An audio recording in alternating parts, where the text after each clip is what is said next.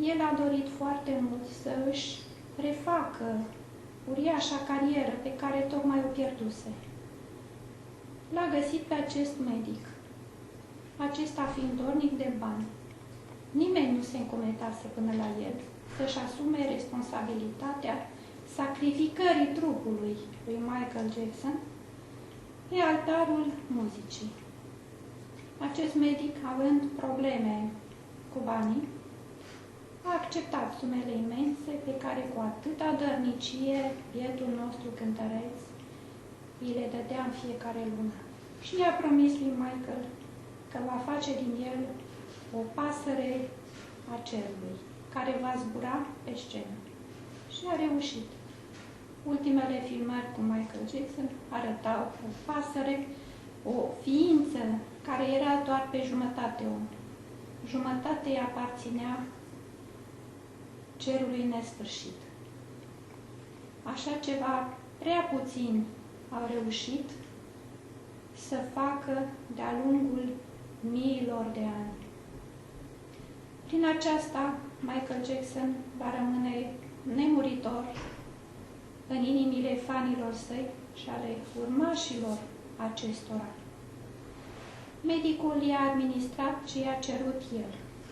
A cerut calmante care să-l oprească de la mâncare, a cerut să doarmă puțin și intens și a cerut să aibă o energie inepuizabilă pe scenă, la repetiții și în următoarele spectacole. Bietul Michael și-a dat seama la un moment dat că ar putea să moară din cauza atâtor excese contradictorii, dar a continuat. Știa că va muri. Știa, el a crezut că va mai trăi un an, doi. Dar a vrut ca tot ce rămâne în urma lui să fie perfect, să fie bine vândut, pentru ca nimeni, nici rudele lui, nici colaboratorii lui, să nu mai rămână dator cuiva. La asta s-a gândit, la oamenii pe care îi lăsa în viață, să nu sufere nimeni din cauza lui.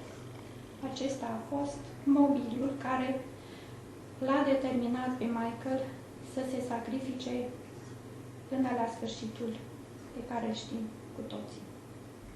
El și-a iubit enorm de mult familia, părinții, copiii, dar nu și-a iubit nevestele. Omul acesta a avut un ghinion inexplicabil în viața sentimentală. L-au iubit enorm de multe femei. Dar el nu s-a atașat puternic decât de una singură, mult mai în vârstă decât el, pe care a considerat-o sora și mama lui. În rest, a avut iubite nenumărate. Și-a dorit copii mulți, ar fi vrut să aibă 8 sau 10 copii. Dar cum nicio femeie nu rezista lângă el ca o soție obișnuită, pentru că personalitatea lui era atât de puternică încât orice femeie se simțea inferioară în preajma lui, a preferat să recurgă la tot felul de artificii, găsind niște femei dornice să îi nască niște copii. Și-a făcut datoria de tată. Așa că și eu sunt mulțumit că Michael Jackson nu a murit celibatar. Michael Jackson a fost și tată. Eu m-am înălțat în rang. Nu am ce să-i reproșez acestui om. Defectele lui au fost infime față de marile calități pe care le-a avut. Eu mă simt acum foarte liniștit din acest punct de vedere, pentru că viața lui Michael Jackson nu mi-a afectat rangul de spirit înalt. Sunt un spirit foarte înalt. Încă o încarnare și voi ajunge în lumea îngerilor, dar mă tem că nu va mai fi un om atât de deosebit ca Michael Jackson. El a fost iubit pe tot globul pământesc. În țara voastră, în România, are numeroși fani care încă îl mai regretă. încă îl mai iubesc și mare parte dintre ei nu cred că Michael Jackson a murit. De fapt, Michael Jackson nu a murit decât ca trup. Sufletul lui sunt eu. Scânteia de viață care l-a animat sunt eu. Eu voi trăi veșnic. Iar filmările rămase de la el și fotografiile și acelea sunt nemuritoare.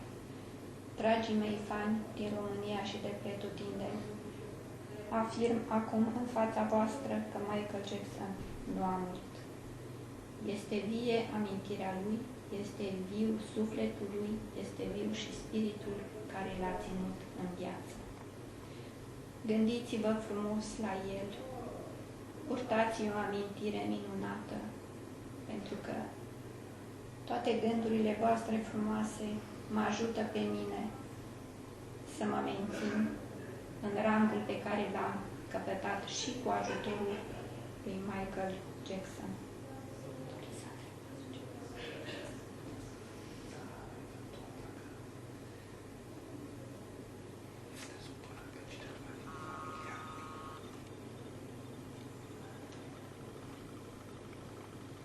Ai auzit, dragul meu spirit? Ești supărat pe cineva din familia lui Michael Jackson? Numai pe tatălui, doamna mea. Tatălui care l-a terorizat de când s-a născut și până în ultima zi a vieții sale. Omul acela a fost un tiran, un demon, un adevărat negustor. Dar fără el, Michael nu ar fi atins culmea perfecțiunii la care s-a ridicat în ultima perioadă a vieții. Acum, privind faptele, analizându-le cu multă luciditate, ne dăm seama că acel demon care a fost tată a reprezentat pentru Michael o forță care l-a propulsat spre înălțimile gloriei.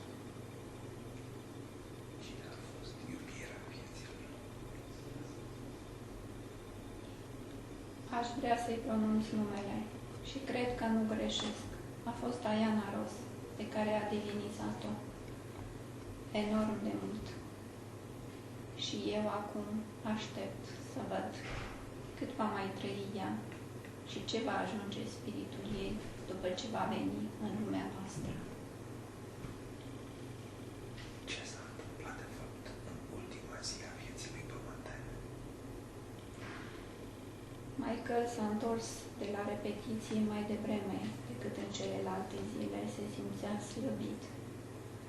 A vrut să se odihnească, i-a cerut medicului să-i administreze somniferul acela puternic pentru a dormi în a doua zi, să o poată lua de la capăt cu repetițiile. S-a întâmplat că inima lui a cedat și nu s-a mai trezit. Câte operații estetice a făcut Michael Jackson? Și de ce le-a făcut? Eu știu că în total au fost 17 operații. El a vrut să arate ca un înger. Avea în mintea sa o imagine făurită de el însuși. Se privea în oglindă și își urmărea trăsăturile feții. Ar fi vrut nasul să fie un pic altfel, pomeții obrajilor altfel și ochii altfel, iar culoarea pielii ar fi vrut să fie cea a unui înger, a îngerului imaginat de el. Și așa a fost. În ultima perioadă a vieții semăna ca un înger dintr-o biserică, semăna cu un înger dintr-o biserică.